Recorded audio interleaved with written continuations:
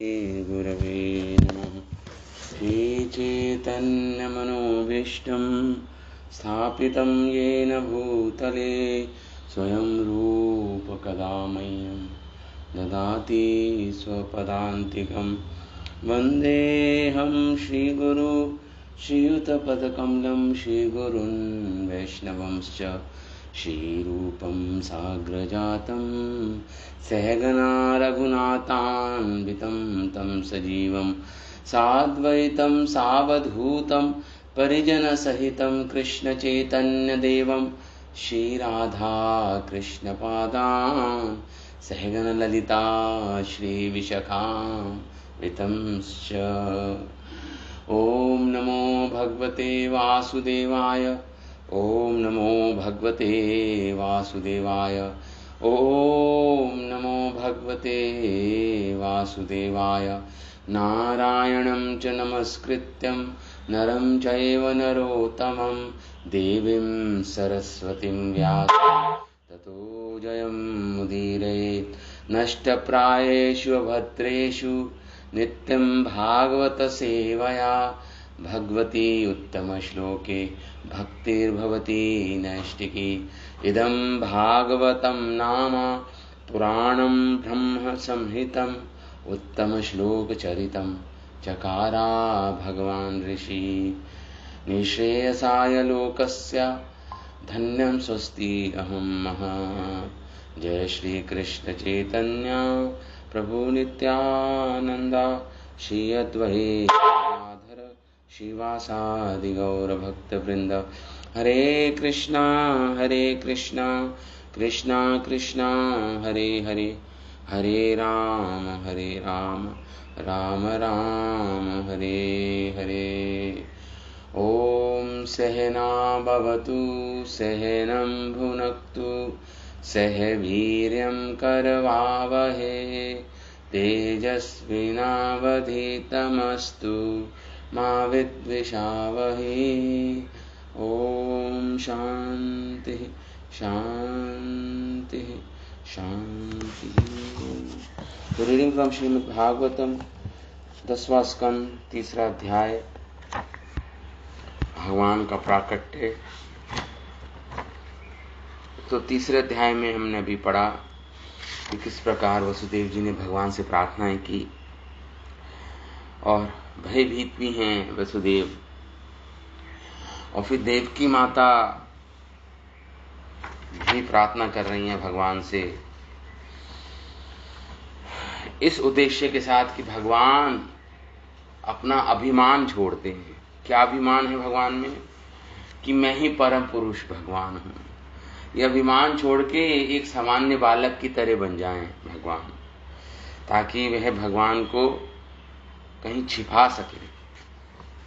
भगवान की रक्षा की चिंता कर रही हैं देवकी माता। ये है वात्सल्य भाव।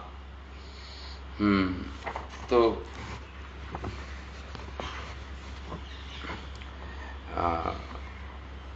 प्रार्थना इस और हमने कुछ प्रार्थनाएं पढ़ी, आगे पढ़ते हैं। और जो देवकी माता बोल रही हैं भगवान को,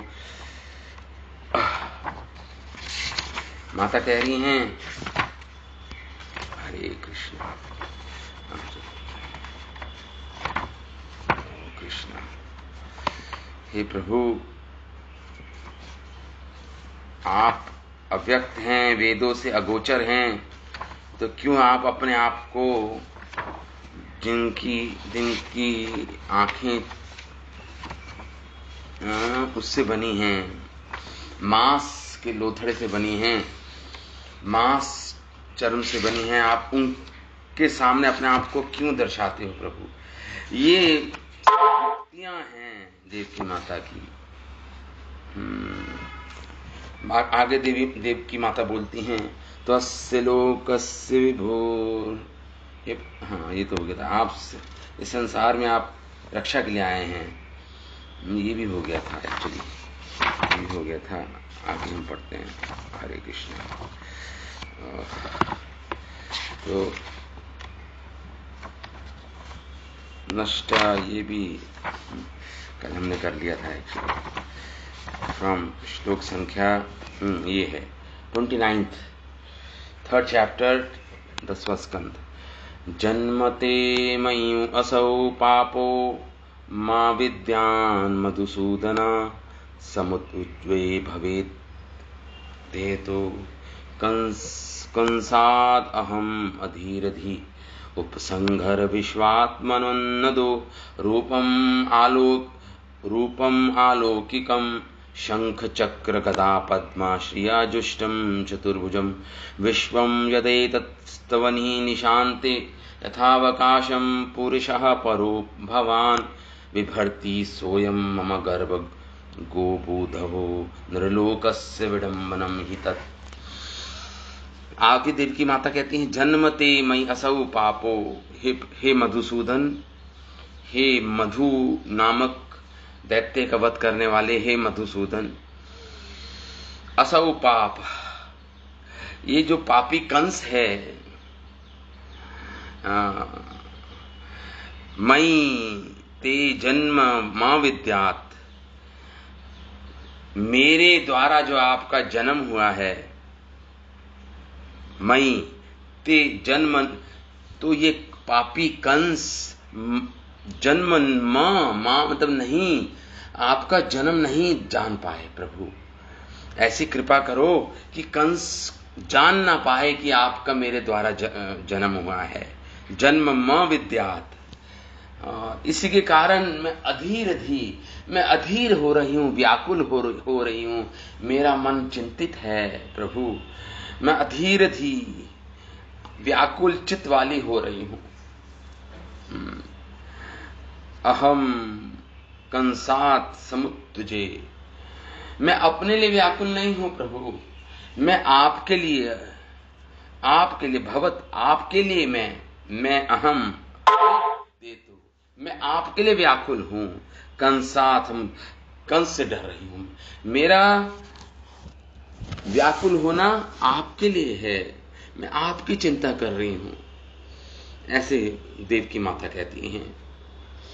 उपसंहर विश्वात्मनो, हे विश्वात्मन, हे विश्व की आत्मा, अधा शंख चक्र गदा पद्म श्री, जो आप अपना ये स्वरूप मुझे दिखाया है, जिस स्वरूप में आप प्रकट हुए हो, शंख चक्र पद्म, चतुर्भुज रूप में शंख चक्र गदा पद्म को धारण कर रखा है चारों, आपने चतुर्भुज में। तो कह रहे हैं, जुष्टम आलौकिकम चतुर्भुजम उपसंहर, इसको छुपा लीजिए, उपसंहर, इसको छुपा लीजिए आप, क्योंकि आप जिस ये चतुर्भुज रूप में जो शोभायमान हैं, आप अलौकिक हैं, आप इस संसार से परे हैं, आप परम पुरुष हैं, आप इस चतुर्भुज रूप को छुपा लीजिए प्रभु, गोपन करें इसका। परम पुरुषः भवान् निशान्ते, हे प्रभु आप परम पुरुष हैं, और जब संसार का प्रलय का समय आता है, आप अपने अंदर अनंत कोटि ब्रह्मांड अपने अंदर समा जाता है, अनंत कोटि ब्रह्मांड आपके अंदर, यथावकाशम, बिना किसी बाधा के, निसंकोच पूरा ब्रह्मांड, कहीं ब्रह्मांड आपके अंदर समा जाते हैं प्रलय के समय। अनंत कोटि विभक्त धारण करते हो आप। सोयम ममः गर्भाभूत अहो तत् नृलोकस्य विडंबनी, तो लोग कहेंगे, अरे जिनके अंदर तो पूरा विश्व समाता है, पूरा ब्रह्मांड समा जाते हैं, देवकी ये कैसे संभव है कि तुम्हारे गर्भ में वो समा गए। लोग मैं हास्यास्पद हो जाएगा ये लोगों के लिए, वो मुझ पे मेरी हंसी उड़ाएंगे। लोगों को जब पता चलेगा कि आप मेरे गर्भ से उत्पन्न हुए हो, क्योंकि आप तो अनंत कोटि ब्रह्मांड में समाये हो, आप मेरे गर्भ में समा गए, ये हास्यास्पद बात हो जाएगी प्रभु। अहो तत्, आपका जन्म नहीं होता प्रभु। नृलोकस्य विडंबनी, ये मनुष्य के लिए तो हास्यास्पद बात है, विडंबन की बात है। तो ये ऐसे कह रही है देवकी माता कि लोग मुझ पर हंसेंगे। फिर आगे कहती हैं, तो जब ऐसा बोला देवकी माता ने, विश्वम यदेतस्तवनि निशांति, आप प्रभु निसंकोच आप अपने अंदर पूरे संसार को समा जाते हो। प्रलय यदा अवकाशम पुरुषो परो भवान, आप परम पुरुष हो। विभर्ति सो मम गर्भो, ऐसे भगवान जो तो मेरे गर्भ में भूधयो नरलोकस्य विडंबनी ही तक, जो नरलोक है, ये जो मनुष्य लोक है, ये इनके लिए तो हास्यास्पद बात हो जाएगी। इस प्रकार देवकी माता ने बोला कि भगवान बोले, श्री भगवान उवाच। अब भगवान 10 श्लोक में देवकी जी को बताएंगे कि कितने जन्मों में तुम मेरी माता रही हो, मेरे पिता रहे हो। वसुदेव मेरे पिता रहे हैं। कई 3 जन्म की बात कर रहे हैं भगवान कहेंगे, और भगवान कहेंगे कि जो चतुर्भुज रूप में जो मेरा आविर्भाव हुआ है, ये इसी जन्म में भी नहीं, केवल इसी जन्म में नहीं, पिछले 2 जन्मों में भी मैं चतुर्भुज रूप में ही प्रकट हुआ हूं माता। आपके ही गोकोक से, आपके गर्भ से प्रकट हुआ हूं। वसुदेव जी के द्वारा ही प्रकट हुआ हूं। पिछले 3 जन्मों से मैं चतुर्भुज रूप में प्रकट हो रहा हूं। तो आपको क्या आपत्ति है कि मैं इस जन्म में भी चतुर्भुज रूप में आपके सामने प्रकट हो गया? ऐसा भगवान इसको समझाने का प्रयास करेंगे देवकी माता को, वसुदेव जी को। श्रीधर स्वामी कहते हैं, मुझ में आपका जन्म हुआ इस बात को तो कंस ना जान ले, मैं तो आपके लिए ही कंस से डर रही हूं। जब देवकी माता इस प्रकार बोली, तो यदि कृष्ण कहे माता देवकी से, माता हाँ, मैंने अपने इस चतुर्भुज रूप को मैं क्यों छुपाऊं इस अपने चतुर्भुज रूप को? अरे ये देखकर कि परम पुरुष आपका पुत्र बना है, आपके संसार में प्रशंसा होगी, आप यशस्वी होंगी, आपका यश पूरे ब्रह्मांड में फैल जाएगा। जब देवी देवता सब जब जानेंगे या संसार जानेगा कि वो परम पुरुष अपने चतुर्भुज रूप में आपके द्वारा प्रकट हुआ है, तो आपकी तो प्रशंसा ही होगी ना माता। और फिर आपने ये सब बोला कि विश्वम यथेतत, ये पूरा संसार मेरे अंदर बसा है। आप एक तरफ मेरा ऐश्वर्य जानती हैं, मेरी भगवत्ता को जानती हैं, पहचानती हैं कि जब प्रलय का समय आता है तो ये संसार मुझ में समा जाता है। तो ऐसे पुरुष अवतार को मैंने अपनी कोख में धारण किया। इस जगत को असंभव बात लगेगी ये बात, और इस बात का प्रचार करना तो देवकी माता कह रही है मेरी हंसी उड़ाई जाएगी, अतः आप इस रूप को छुपा लें। भगवान क्या बोले? त्वमेव पूर्वे सर्गे भूप्रश्नी स्वयं भुवे सती। पूर्व जन्म में तुम प्रश्नी नामक तपस्विनी थी। प्रश्नी स्वयंभू मनु, जो स्वयंभू मनु थे, जब उनका रूल था, उनका राज्य था स्वयंभू मनु का, उस स्वयंभू मनु के कल्प में तुम प्रश्नी नामक, तुम्हारा नाम प्रश्नी था। पूर्व सर्ग में तुम्हारा नाम क्या था? प्रश्नी। तदाय सुतपा नाम प्रजापति कल्पशा, और वसुदेव का नाम सुतपा था। अब प्रश्नी और सुतपा यही बोल रहे हैं यहाँ पे भगवान। स्वयंभू मनवंतर में हे देवकी, जो तुम देवकी रूप में अवतीर्ण हुई हो, पहले तुम प्रश्नी नाम वाली थी। अभू तदा अकल्मशा, और आग द्वेष से रही थी, कोई कल्मश नहीं था तुम्हारे अंदर, पूर्ण शुद्ध थी तुम। अयम सुता नाम प्रजापति। सूतपा नामक प्रजापति थे। ये कौन? वसुदेव जी। ये प्रजापति थे पिछले सर्ग में, और इनका नाम सूतपा था। सूतपा, इस प्रकार भगवान कह रहे हैं। इस प्रकार भगवान बोल रहे हैं। तो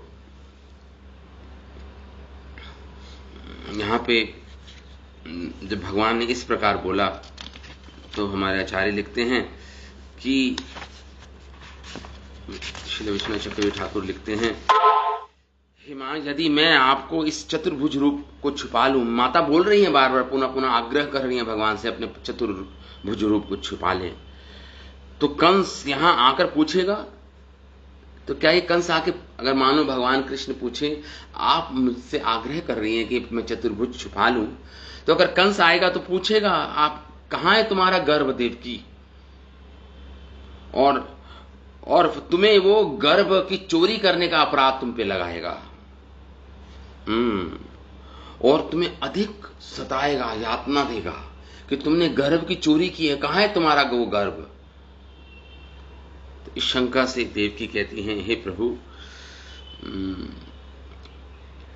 आप इस विषय में शंका मत कीजिए। देवकी कहती है भगवान कृष्ण को, तुम्हारा जन्म हुआ है, इस बात को कंस ना जान पाए। तब कृष्ण ने कहा, मैं तो मधुसूदन हूं, मधु दैत्य को मारने वाला मुझे कंस वध में कौन सी कठिनाई होगी। यहां पे मधुसूदन करके भगवान को पुकारा, जैसे मानो भगवान कह रहे हो, मैंने तो मधु दैत्य का वध किया, जो इतना भयानक था, इतना शक्तिमान था। मधु और केतव नामक 2 दैत्यों को मैंने वध किया, इसलिए मेरा नाम मधुसूदन पड़ गया। तो ये कंस को मारने के लिए मुझे कोई कठिनाई नहीं है, मैं सरलता से मार दूंगा कंस को। तो देवकी बोली, ऐसा मत मानो प्रभु जी, हे कृष्ण, क्योंकि इस समय मधु दैत्य की अपेक्षा ये कंस और अधिक बलशाली है, कई गुना बलशाली है ये कंस। इससे तुम्हारे लिए ही इसने मेरे पूर्व संतानों का भी वध किया है। अब भी यदि मेरे अपराध की कल्पना कर मेरा वध करना चाहे तो कर दे, मुझे कोई चिंता नहीं है। देवकी कहती है, मैं तो केवल आपकी ही कल्याण की कामना करती हूं, मैं तो केवल आपके कल्याण की सोच रही हूं प्रभु। तब कृष्ण ने संदेह किया, यदि ऐसा है तो अगर तुम सोचती हो कि कंस मेरा वध कर देगा, तो तुमने ये क्यों बोला, रूपम नष्टे लोके युजर्थ मृत्युव्याल। सारे वचनों में मेरे ऐश्वर्य का व्यर्थ ही क्यों गायन कर रही थी तुम। तुमने अभी तक प्रार्थनाओं में मेरे ऐश्वर्य का गायन किया, अभी तक तुम करती रही मेरे ऐश्वर्य को गायन। इसमें देवकी कहती है, ठीक है प्रभु,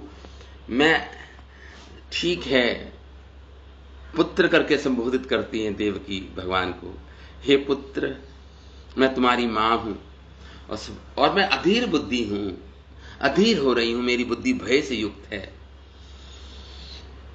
तुम खेद मत करो, ये मेरा दोष है, मैं मानती हूं, लेकिन क्या करूं, मैं अधीर बुद्धि हूं, अधीर हो रही हूं, स्वतः ये भय मेरे अंदर उत्पन्न हो रहा है।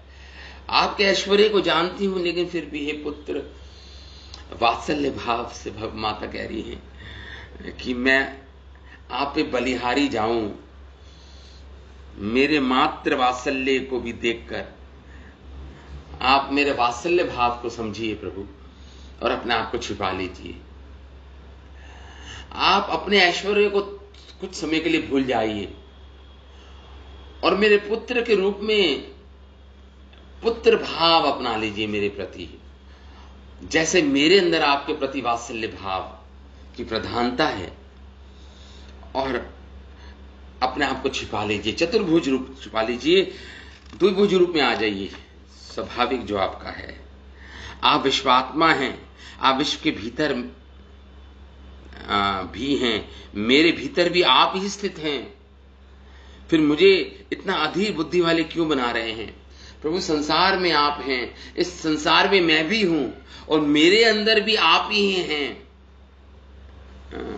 तो मुझे आप इतना अधीर बुद्धि वाली क्यों बना रहे हो? ये सारा दोष आपका ही है। देवकी कहती है भगवान से, आप अपने अलौकिक रूप को छिपाकर ऐसे लौकिक नर बालक आकार हो जाओ जिससे मैं शीघ्र से कहीं भी छिपा सकूं आपको। ऐसा भाव रख रही हैं तो देवकी इस प्रकार बोल रही हैं।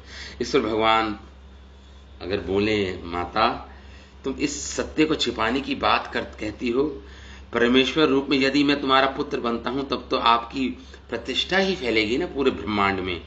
इस पर देवकी बोली, मुझे प्रतिष्ठा की कोई आशा नहीं है प्रभु, विश्वम यदेतत्, कोई आशा नहीं।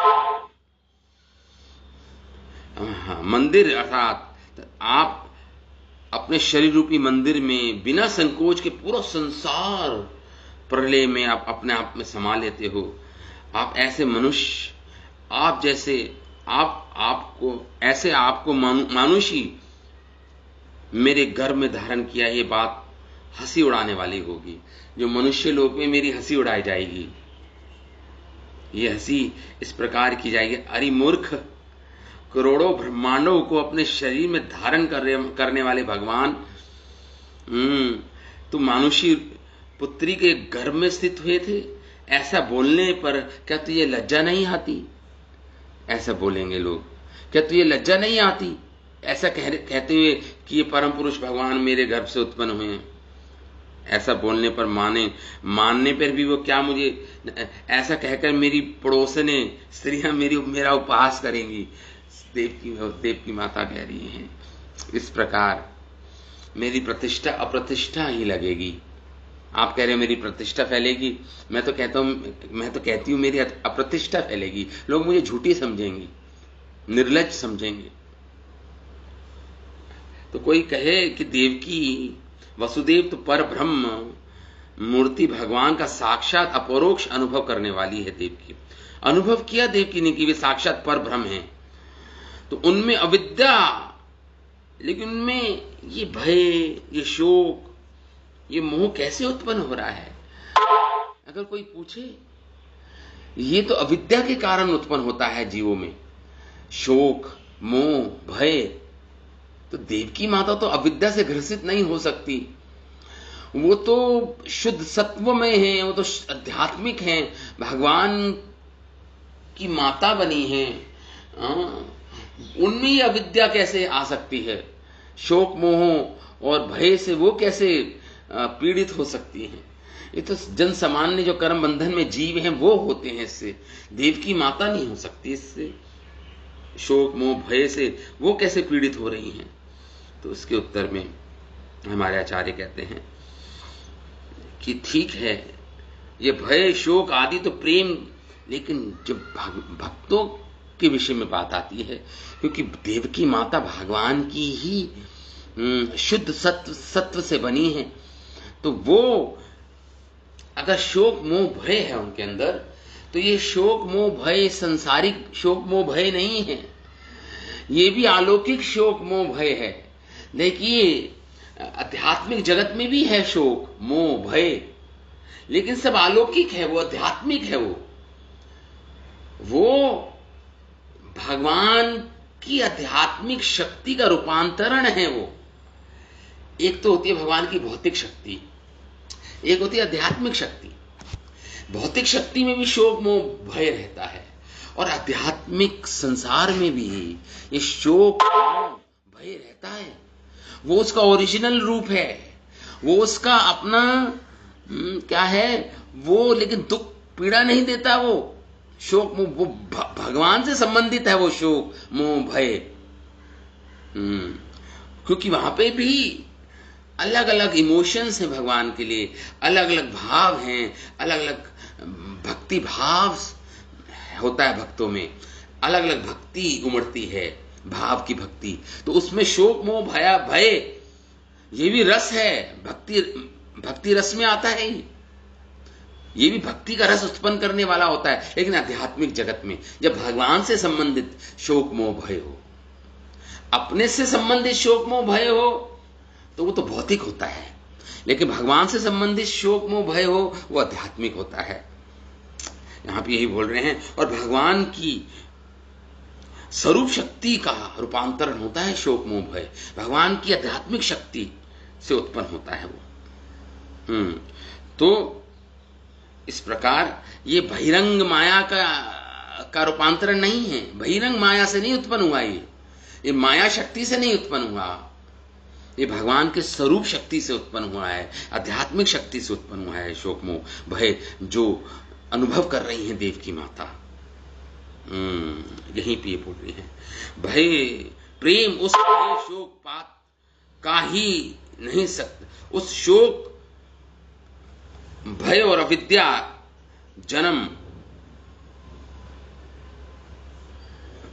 प्रदात के पात्र प्रेम मायातीत है। इस बात का क्या प्रमाण है कि ये प्रेम जो है देवकी को ये माया से परे है। भगवान का वशीभूत होना उनकी प्रेम वश्यता के बिना सिद्ध नहीं हो सकता। भगवान वशीभूत हैं देवकी से, वशीभूत होकर उनके पुत्र बन के आए हैं, तो ये भगवान की माया, ये भगवान का प्रेम वश्यता नहीं दिखलाता क्या, दर्शाता। भगवान अपने भक्तों के प्रेम से वशीभूत हो जाते हैं, ये दिखलाता है। वही शास्त्र सिद्ध है। इस बात की ही सिद्धि के लिए शास्त्रों का वचन गीता में भगवान ने बोला है, साधक भक्ति से ही मुझे जान पाता है, भक्त्या माम एकया ग्राह्या। गीता में भगवान कहते हैं केवल भक्ति से ही मुझे जाना जाता है, जब भक्ति के द्वारा ही मैं वशीभूत हो जाता हूं। हाँ, तो इसका अर्थ ये हुआ तो शोक मोह भय है जो देवकी माता को, वो भक्ति का ही अंग है, वो भक्ति ही है देवकी माता की। और ये भक्ति 3 प्रकार की होती है, समझाऊं चढ़ा सिद्धांत। भक्ति 3 प्रकार की होती है। एक तो गुणीभूता भक्ति, एक प्रधानीभूता भक्ति और केवला भक्ति। गुणीभूता भक्ति ज्ञान उत्पन्न करती है। अगर कोई गुणीभूता भक्ति करता है तो ज्ञान उत्पन्न होता है उसके हृदय में। और अगर कोई प्रधानीभूता भक्ति करता है साधक, तो उसके अंदर भक्ति उत्पन्न होती है लेकिन ज्ञान में ही होती है, ज्ञान का मिश्रण होता है उस भक्ति में, उस रति में ज्ञानमय रति होती है वो। और जो केवला भक्ति होती है, जो केवल भक्ति होती है, शुद्ध भक्ति होती है, उसको केवल प्रेम उत्पन्न करता है उससे। तो ये 3 प्रकार की भक्ति हमारे आचार्य बोल रहे हैं, गुणीभूता भक्ति, प्रधानीभूता भक्ति और केवला भक्ति। गुणीभूता भक्ति से ज्ञान उत्पन्न होता है साधक के हृदय में, और प्रधानीभूता भक्ति से ज्ञानमय भक्ति उत्पन्न होती है, रति उत्पन्न होती है। ज्ञान तो होता ही है, रति भी उत्पन्न होती है भगवान से, मिश्रण होता है, ज्ञान मिश्रित भक्ति उत्पन्न होती है, समझ लीजिए आप। और केवला भक्ति से तो केवल शुद्ध भक्ति उत्पन्न होती है। तो यहां पे यही बता रहे हैं। तो तथा प्रेम के द्वारा कृष्ण, तो प्रेम, शुद्ध प्रेम से कृष्ण का स्वरूप का आस्वादन होता है। और ज्ञानमय भक्ति से भगवान के स्वरूप का अनुभव होता है जो ऐश्वर्य युक्त है। देखिए, देवकी माता के अंदर प्रीति है, भगवान के प्रति प्रेम है, लेकिन ऐश्वर्य युक्त है। मैंने पहले भी बताया, ऐश्वर्य युक्त है। तो देवकी माता की जो भक्ति है वो प्रधानीभूता भक्ति हो गई। भक्ति के साथ ज्ञान मिश्रित है, भगवान के ऐश्वर्य का ज्ञान मिश्रित है, भगवान की भगवत्ता का ज्ञान मिश्रित है भक्ति के साथ, प्रेम के साथ। वो उस तरह की भक्त हैं। लेकिन यशोदा के प्रेम में, यशोदा माता के प्रेम में केवल शुद्ध भक्ति है, केवल शुद्ध भक्ति है। इस बात को यहां पे बता रहे हैं हमारे आचार्य। तो अगर भगवान का पूर्ण माधुर्य आस्वादन करना है तो शुद्ध भक्ति के द्वारा ही हो सकता है, शुद्ध भक्ति के द्वारा ही हो सकता है। तो यहां पे, और जो व्रज का प्रेम है, जैसे माता यशोदा का जो व्रज का, वृंदावन का जो प्रेम है, उसमें भगवान को दास्य रूप में या साख्य रूप में, वात्सल्य रूप में या प्रेमी के रूप में, ये 4 प्रकार का भक्ति होती है व्रज में। इसमें से वात्सल्य प्रेम अपने स्वभाव की महिमा से कृष्ण को अनुकंपा का पात्र बनाकर, ममत्व अतिशयता का विषय बनाकर अनुभव कराता है। तो जब जो व्रज का प्रेम है उसमें तो केवल भगवान के शुद्ध वात्सल्य का भाव उत्पन्न होता है। भले ही कृष्ण का वृंदावन में भले ही कृष्ण का ऐश्वर्य प्रकट होता है। भगवान ने गोवर्धन उठा लिया 7 साल की आयु में उल्टे हाथ से, तो ये ऐश्वर्य प्रकट हो रहा है। लेकिन क्या कर रहे हैं व्रज के वासी? भगवान के हाथ को सहला रहे हैं, कहीं चोट ना लग गई हो कृष्ण को। अपने डंडों से गोवर्धन जी को थोड़ा सपोर्ट कर रहे हैं कि भगवान को ज्यादा कष्ट ना हो। तो देखिए उनका भगवान ऐश्वर्य दिखा रहे हैं, वृंदावन में प्रकाशित कर रहे हैं, फिर भी व्रजवासी लोग ऐश्वर्य से बिल्कुल प्रभावित नहीं हो रहे, बिल्कुल प्रभावित नहीं हो रहे। इससे बोलते हैं शुद्ध केवला भक्ति, शुद्ध प्रेम। ये प्रेम भक्ति है शुद्ध। भले ही कृष्ण का स्पष्ट ऐश्वर्य वात्सल्य परिकर स्वयं अनुभव करता है। भगवान का ऐश्वर्य देखा, माता यशोदा ने पूरा विश्व देखा भगवान के मुख में, फिर भी प्राप्त ऐश्वर्य को वह वात्सल्य प्रेम ढक लेता है। वात्सल्य प्रेम इतना अधिक है, इतना प्रगाढ़ है कि भगवान के ऐश्वर्य को ढक लेता है। जैसे श्री कृष्ण वात्सल्य प्रेम वाले यशोदा की ममता से डोरी में बंधकर वशीभूत होकर अपने अपार माधुर्य को आस्वादन कराते हैं भगवान, उस वात्सल्य प्रेममान जन को भी आस्वादन कराते हैं। इसी प्रकार से शुद्ध ज्ञान अथवा ज्ञानमयी रति सच्चिदात्मक वस्तुओं के आस्वाद को प्रकट कराते हैं, लेकिन उससे भी कोटि कोटि गुना अधिक जो माधुर्य प्रकट करते हैं वो जब करते हैं जब उनका भक्त उनके ऐश्वर्य को नहीं जानता। उससे भी अधिक माधुर्य भगवान अपने माधुर्य का आस्वादन कराते हैं उन भक्तों को जो केवल शुद्ध भक्त होते हैं, जो भगवान के ऐश्वर्य से जिनको कोई संबंध नहीं है, ऐश्वर्य देखते हुए भी नहीं देखते, वो जिस प्रेम में ममता से उत्पन्न होने वाला आस्वादन होता है। उदाहरण, जैसे संसार में चंद्रमा सारे संतापों को दूर करने वाला है और वह दृश्यमान रूप में परम आह्लादक आनंद देता है चंद्रमा जब उगता है, फिर भी एक मां के लिए अपना पुत्र ही अधिक सुख देने वाला है, इसलिए वो अपने पुत्र को निहारती रहती है। भले ही सारे गुणों से हीन है उसका पुत्र, फिर भी वह अपने पुत्र को चंद्रमा करके पुकारती है, चांद की तरह पुकारती है। और भले ही वो दोषों से युक्त है, लेकिन फिर भी एक माता के लिए तो अपना पुत्र चंद्रमा के समान ही मानती है वो। तो जब एक साधारण मां ऐसा सोचती है, एक प्राकृत बालक के लिए माता कोई दोष नहीं देखती अपने बच्चे में, उसको केवल वात्सल्य प्रेम ही अनुभव होता है अपने बच्चे को देखकर। तो भगवान के प्रति क्या कहा जाए? भगवान की माता में असीम ममता निष्ठा अधिक सुख प्रदान करेगी, इस बात का तो कहना ही क्या। भगवान के प्रति जिसको ममता है, ज्ञान और प्रेम में ये भेद बताया है। जैसे अविद्या अपनी व्रती ममता के कारण जीव को दुख देती है, उसी प्रकार प्रेम अपनी व्रती ममता के द्वारा सुख रूप भगवान को सुख देने के लिए बांध लेता है। जैसे संसार में जीव अविद्या से ग्रसित है और अविद्या के कारण दुख प्राप्त करता है, संसार में अविद्या के कारण जीव अनादिकाल से अविद्या से ग्रसित है, लेकिन जब वो कोई भगवान के प्रति ममता उत्पन्न कर लेता है तो वो सुख प्राप्त करता है, असीम सुख प्राप्त करता है। जिस प्रकार अविद्या ग्रसित होने से दुख प्राप्त करता है, उसी प्रकार भगवान के प्रति वात्सल्य प्रेम से वह अनंत कोटि का सुख अनुभव करता है और भगवान बन जाते हैं उस वात्सल्य प्रेम से, भगवान वशीभूत हो जाते हैं उस प्रेम से। लोक में किसी दंडनीय जन के शरीर को रस्सी बेड़ी आदि से बांधा जाता है, इस संसार में आपने देखा है, लेकिन भगवान अपने भक्तों के प्रेम से बांधे जाते हैं। यह भी उल्लेखनीय है। अविद्या जितनी अधिक होगी उतना ही अधिक उसका ज्ञान आवरण हो जाएगा।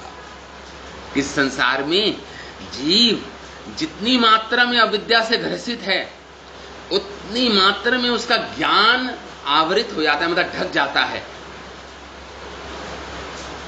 हाँ, तो इसलिए उसको उस उतनी मात्रा में उसको 5 प्रकार के क्लेश मिलते हैं जीव को, जितनी मात्रा में उसका ज्ञान ढक गया है।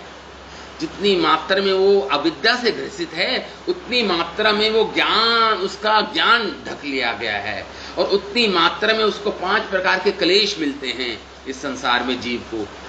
अविद्या, अस्मिता, राग, द्वेष, अभिनिवेश, उतनी बड़ी मात्रा में वो ग्रसित होता है इन 5 क्लेशों से। ठीक उसी प्रकार जितना अधिक कृष्ण के प्रति प्रेम होगा, जितना अधिक कृष्ण का ज्ञान और ऐश्वर्य का ज्ञान भक्त भूलता है, उतना ही अधिक प्रेम अनुभव करेगा भगवान से। यह प्रेम अपने विषय और आश्रय में सुख तारत में प्रकट, उतने ही मात्रा में भक्त, जितना मात्रा में भगवान के ऐश्वर्य को ये जीव भूलता है, भगवान की भगवत्ता को भूलता है, भगवान के ज्ञान को भूल जाता है और केवल शुद्ध प्रेम से वशीभूत होता है, उतनी मात्रा में भगवान अपने माधुर्य को प्रकट करते हैं उस भक्त को, और उसको उतनी ही मात्रा में अधिक सुख देते हैं। हाँ, ये यहां पे बताया गया है। वह प्रेम अपने विषय कृष्ण और आश्रय दोनों को बांध देता है। वो प्रेम माता यशोदा को भी बांध दिया और कृष्ण भी बंध गए प्रेम से। तो उन दोनों के ज्ञान ऐश्वर्य आदि को आवृत कर दिया, अधिक सुख देता है। जिनका ज्ञान, भगवान का ज्ञान और भगवान का ऐश्वर्य जितनी मात्रा में एक भक्त का ढका हुआ है, जितनी मात्रा में शुद्ध प्रेम उत्पन्न हो रहा है, उतना ही अधिक सुख और आनंद मिलता है भक्त को। यहां पे ये कहने का अर्थ है। अतः देवकी के इस ज्ञान में ज्ञान ऐश्वर्य मिश्रण होने के कारण यशोदा का वो ज्ञान मिश्रण नहीं है। हाँ, इसलिए कर्मशः उनमें केवल प्रेम और ऐश्वर्य ज्ञान निमित्त प्रेम में भी नित्य सिद्ध हुआ। कृष्ण ने ये सुनकर कहा, हे मां, केवल इस जन्म में ही नहीं अपितु अन्य जन्मों में भी मैं आपके गर्भ में आया था। अथा तू क्यों स्वयं को दीन मानती है? तू किसी प्राकृत नारी की तरह मनुष्य नहीं है। भगवान कह रहे हैं कि पिछले 3 जन्मों से मैं तेरे द्वारा प्रकट हुआ हूं। तू कोई साधारण मनुष्य नहीं है। अपने आप को साधारण मनुष्य मान रही है। देवकी माता को कह रहे हैं भगवान। इस भाव को 14 श्लोकों में भगवान अब दर्शाते हैं कि तुम स्वयंभू मनवंतर में प्रश्नी बनी। इस समय जो वासुदेव हैं, ये सुतपा प्रजापति थे उस मनवंतर में, स्वयंभू मनवंतर में ये थे। अब भगवान आगे बोल रहे हैं। भगवान बोल रहे हैं, युवाम ब्रह्मणा आदिष्टो वजा सर्गे यदा तथा सन्नियम्ये इंद्रिय ग्रामम ते पाते परमं तपः। कह रहे हैं भगवान, युवाम, आप दोनों, वही जो ब्रह्मा जी ने आपको आदेश दिया, ब्रह्मणा आदिष्टो, ब्रह्मा जी के आदेश से आप दोनों ने प्रजा सर्गे, ब्रह्मा जी का क्या आदेश था? प्रजा को बढ़ाओ, प्रजा को बढ़ाओ, प्रजा सृष्टि करो, प्रजा को बढ़ाओ। ये ब्रह्मा जी का आदेश था सुतपा को और प्रश्नी को। जैसे क्रिश्चियनिटी में बाइबल में है ना, एडम एंड ईव, वही थे ये, सुतपा और प्रश्नी। हाँ, तो यहां पे भगवान यही बोल रहे हैं, ब्रह्मा जी के आदेश से इंद्रिय ग्रामम संयम में आप लोगों ने प्रजा बढ़ाने के लिए अपनी इंद्रियों को पहले संयमित किया। परमम और परम तपस्या की आप दोनों ने, परम तपस्या की आप दोनों ने।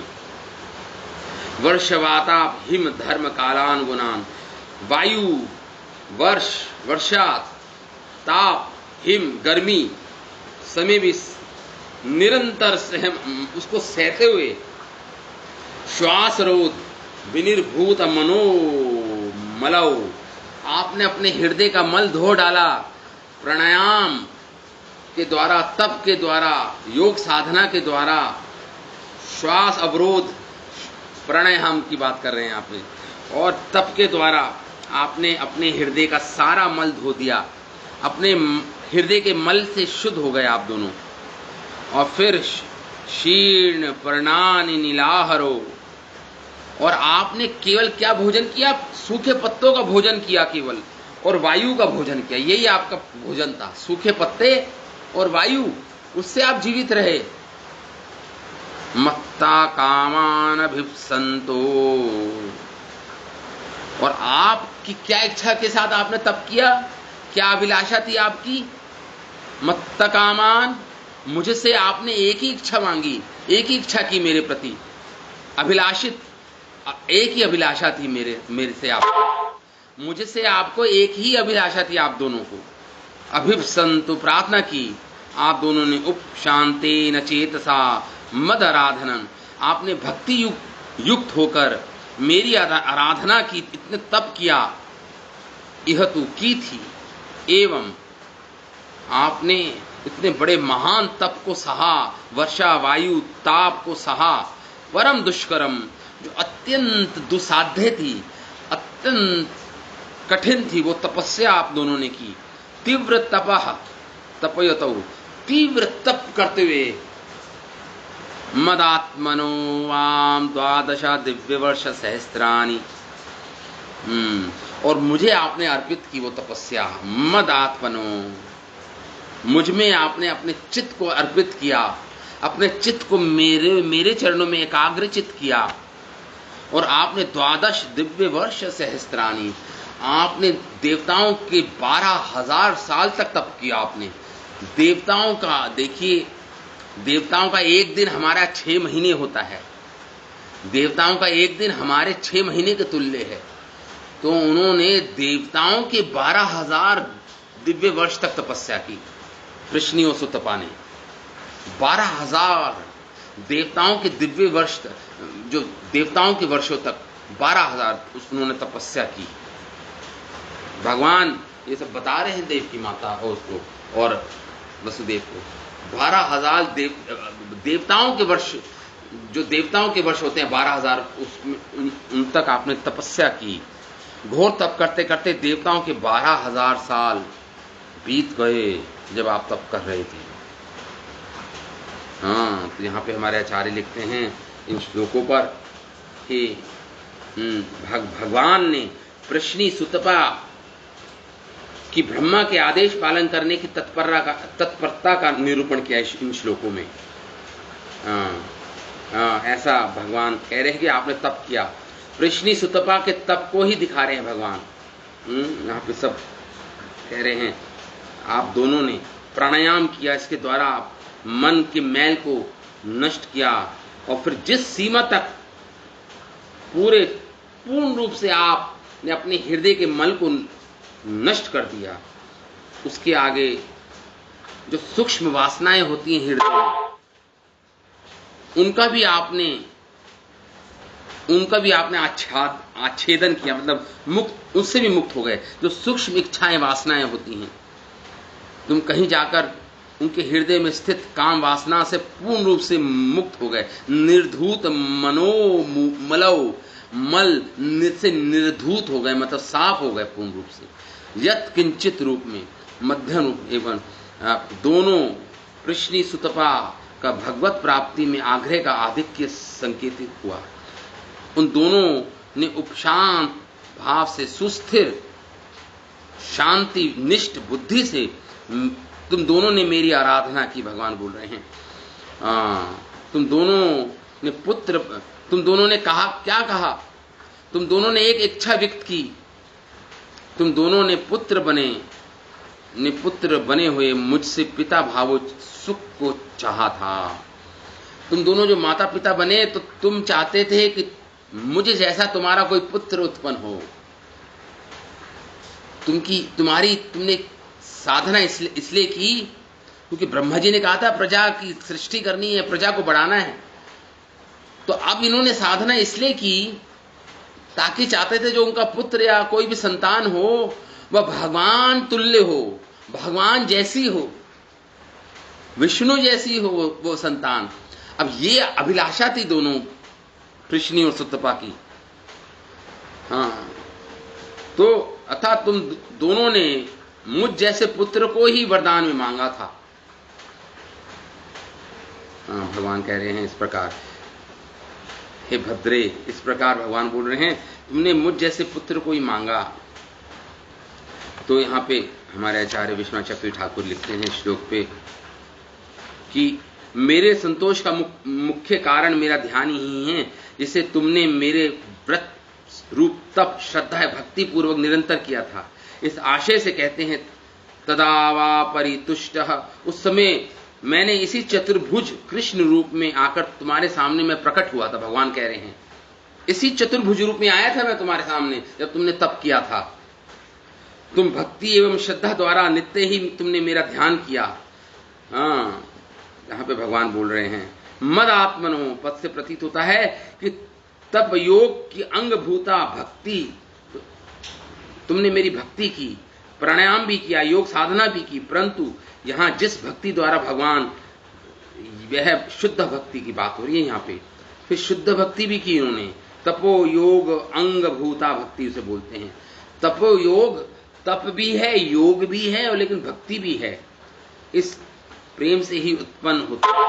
इस विषय में कुछ लोगों का मत है कि भक्ति के साथ जब तप और योग और मिल जाए तो कृष्ण के ऐश्वर्य का ज्ञान भी इन तप योग में करा दिया जाता है। तो देखिए, भगवान के ऐश्वर्य का ज्ञान से युक्त होकर कृष्णी और सुतपा ने तप और योग का बल के साथ भक्ति का भी मिश्रण किया। भक्ति भी की, तप भी किया, योग भी किया, उसमें मिला दिया।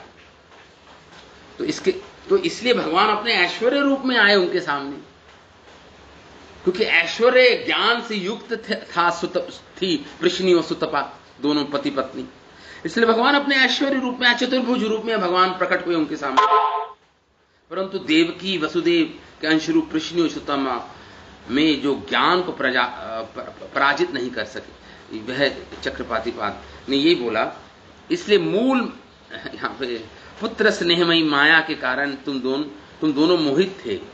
अब तुम दोनों को भगवान कह रहे हैं तुम पुत्र स्नेह के माया के कारण तुम दोनों मोहित थे, माया से मोहित थे तुम दोनों।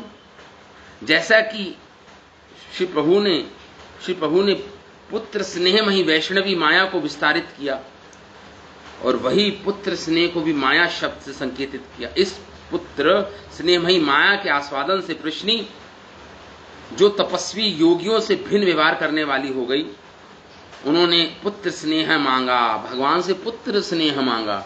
जब भगवान प्रकट हो गए तो उन्होंने कुछ भी नहीं मांगा भगवान से और की, भगवान मुझे ये वरदान दो, भगवान नहीं।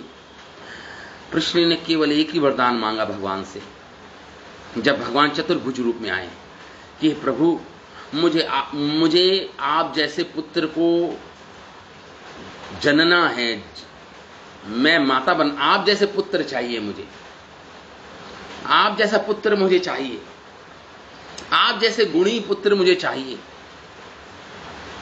कृष्ण सदृश पुत्र की प्राप्ति के लिए उन दोनों ने ग्राम्य भोगों को, और जब भगवान ने तथास्तु कहा, भगवान अदृश्य हो गए चतुर्भुज रूप में भगवान कृष्ण, और फिर दोनों ने आपस में रति सुख किया। और उसके बाद प्रश्नी गर्भ, त्रेता युग की बात है ये, त्रेता युग में भगवान कह रहे हैं, त्रेता युग में प्रश्नी गर्भ के रूप में मैं माता तुम्हारे गर्भ में आया। भगवान का नाम था प्रश्नी गर्भ। क्यों? क्योंकि प्रश्नी माता के गर्भ से उत्पन्न हुए, भगवान का नाम पड़ गया प्रश्नी गर्भ। त्रेता युग में हुआ ये सब, प्रश्नी गर्भ भगवान कहलाए। भगवान आगे बोल रहे हैं तयोर्वा पुनर्अहम आदित्यमासा कश्यपातः उपेंद्र इति विख्यातो वामना। भगवान कह रहे हैं फिर अगले जन्म में, पहले जन्म में हुआ, फिर उसके अगले जन्म में भगवान कह रहे हैं ततो वा, प्रश्नी और सुतपा आप दोनों से, तयो वा दोनों से, कश्यपात आदित्याम आप दोनों क्या बने अगले जन्म में? कश्यप मुनि, वसुदेव कश्यप मुनि बने, और जो प्रश्नी थी वो बनी क्या कौन? आदिति, आदिति बनी, आदिति बनी। अहम एव पुनः उपेंद्र इति विख्यात। और आदिति के गर्भ से पिता क्या? पिता थे कश्यप मुनि। आदिति के गर्भ से भगवान उपेंद्र का जन्म हुआ, अवतरण हुआ। उपेंद्र मतलब वामन अवतार का जन्म हुआ, वामन अवतार का जन्म हुआ। इनको उपेंद्र क्यों बोलते हैं? क्योंकि इंद्र के अनुज हैं ये। इंद्र जो स्वर्ग का राजा है, उनके अनुज बने, क्योंकि वह भी आदिति का पुत्र है। तो यही बोल रहे हैं यहां पे, आदिति गर्भ से मैं, भगवान कह रहे अहम एव पुनः, मैंने पुनः जन्म लिया, पुनः अवतरण लिया, उपेंद्र कहलाया मैं। और वामनत्वात्, और मैं वामन बना, बोना बना, बोना रूप में मैं आया, वामन विख्यात। और फिर मैंने आसहा, जन्म ग्रहण किया, अवतरण लिया मैंने, वामन रूप में मैंने अवतार लिया। अथा अस्मिन् तृतीय भवे, और फिर तीसरे भव में भगवान कह रहे हैं, तीसरे भव में अहम, मैं ही, तमेव वपुषा भूयातयोर्वाह। अब मैं ये तीसरे जन्म में आप दोनों का पुत्र मैं पुनः बना हूं। माता देवकी से कह रहे हैं भगवान और वसुदेव, भूया तेनेश वपुषा, क्योंकि आपने वरदान मांगा था। अब वरदान में आपने मेरे जैसा पुत्र मांगा, तो भूया, फिर से मैं, हे माता, आप दोनों के जात आहा, मैं दोनों से जात हुआ, आविर्भूत हुआ, मैं अवतरण लिया है मैंने। हे सती, हे भाग्यवती, मैं व्याहर्तम, मेरे द्वारा कहे वचन सत्यम, भगवान कह रहे हैं सत्य समझो, शंका मत करो, सत्य है मेरे, सत्य ही समझे मेरे द्वारा ये सारी बातें। एतत् रूपम वदर्शितम में प्रागजन्मा मरणाय अन्यथा मृत्युलिंगेन मद्भवम ज्ञानम न जायते। भगवान कह रहे हैं इस प्रकार, एतत् जो तुम्हें चतुर्भुज रूप देख रही हो, माता पिता से बोल रहे हैं, एतत् रूपम, जो ये रूप है, ये आप लोगों के सामने जो मैंने प्रकाशित किया है, मैं प्राग जन्य स्मरणाया, मैंने क्यों चतुर्भुज में मैंने क्यों जन्म लिया है, क्यों मैं चतुर्भुज रूप में प्रकट हुआ? मैं आप दोनों को स्मरण कराने के लिए कि पिछले जन्म में भी मैं इसी रूप में, चतुर्भुज रूप में ही आप दोनों के समक्ष आया था। इस बात को याद दिलाने के लिए, स्मरण कराने के लिए आप दोनों को, इस अवतार में भी, तीसरा जो अवतार है आप दोनों के द्वारा, इसमें मैं पुनः चतुर्भुज रूप में ही आया हूं। भगवान बोले, भगवान बार बार ना देवकी माता बोल रही है अपने चतुर्भुज को हटाइए। भगवान कह रहे, भगवान ने समझाया कि देखो पिछले 2 जन्मों में भी मैं चतुर्भुज में आया था, और इस जन्म में भी आपको वो पिछले 2 जन्मों का स्मरण कराने के लिए मैं चतुर्भुज में आया हूं। मर्त्यालिंगे न, और नराकृति पर भ्रम के रूप में आया हूं, मैं नर आकृति में आया हूं। मद्भवम ज्ञानम, लेकिन मेरे विषय ज्ञान, मद्भवम ज्ञानम न जायते, वह कोई भी मनुष्य मेरी पहचान नहीं कर सकता जब तक मेरी कृपा ना हो। जिसको मैं जनाना ना चाहूं वो मुझे नहीं जान सकता, नहीं जान सकता। इसमें भगवान कह रहे हैं, भगवान श्री कृष्ण के 2 रूप, चतुर्भुज रूप जो गौण रूप है, ओरिजिनल रूप भगवान का चतुर्भुज नहीं है, वो गौण मतलब सेकेंडरी रूप है। मुख्य जो मुख्य रूप है भगवान का द्विभुजी है। जो मूल कृष्ण है वह द्विभुजी है, 2 भुजाएं हैं जिनकी, वो है तयोर्वा। इस व्याख्या में श्रीधर स्वामी कहते हैं कि इसका अर्थ है तुम दोनों पृश्नी और सुतपा जब अदिति कश्यप के रूप में प्रकट हुए, तब मेरी वही गौण चतुर्भुज रूप में, मैं वामन रूप में मेरा अस्तित्व हुआ। वही गौण रूप है।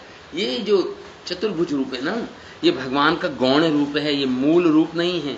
मुख्य रूप तो वही 2 भुजाओं वाले कृष्ण है, वो ओरिजिनल कृष्ण है, स्वयं रूप कृष्ण है। उनसे जब विस्तार होते हैं भगवान विष्णु निकलते हैं, बलराम जी सबसे प्रथम बलराम जी निकलते हैं, बलराम जी से और आगे जाके महाविष्णु की उत्पत्ति होती है। वो पूरा सृष्टि ऐसे होती है, वो अपने आप में एक अलग विषय है। लेकिन यहाँ पे यही बोल रहे हैं कि भगवान द्विभुज रूप में ही आते हैं, चतुर्भुज रूप में आए, लेकिन जो ओरिजिनल मुख्य रूप भगवान का द्विभुज ही है, द्विभुज है। पूर्व काल में वरदान देने के लिए मैंने जिस चतुर्भुज रूप का दर्शन कराया था, उसी रूप में अब मैं तुम्हें दर्शन दिए हैं। इससे ज्ञात होता है कि जब मैं प्रश्नी गर्भ एवं उपेंद्र रूप में प्रकट हुआ, वह केवल कृष्ण नहीं थे, वह कृष्ण की अंश कला थे। अंश कला मतलब कृष्ण के अंश मात्र हैं। भगवान विष्णु कृष्ण के अंश मात्र हैं। जो प्रश्नी गर्भ उपेंद्र भगवान कृष्ण के अंश हैं। इसलिए उन दोनों स्वरूपों के लिए यहाँ पे इस प्रकार यहाँ पे बताया जा रहा है। इसलिए भगवान भागवत में भी तो आता है, ये दोनों भगवान के अंशावतार थे। प्रश्नी गर्भ और उपेंद्र भगवान वामन, ये दोनों भगवान कृष्ण के अंशावतार थे।